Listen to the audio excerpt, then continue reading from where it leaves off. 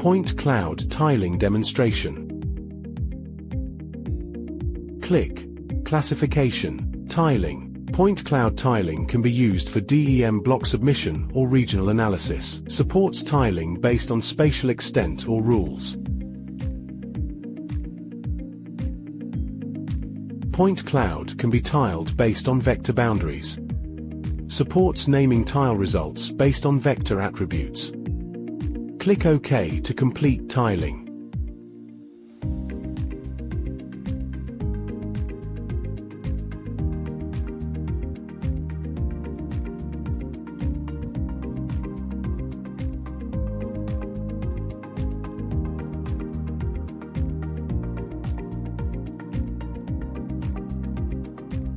Alternatively, automatic rule-based tiling is supported, suitable for large-scale terrain data tiling and management.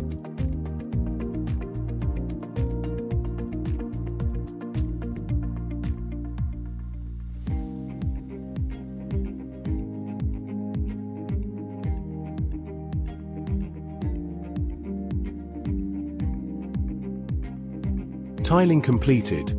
Data is split by region.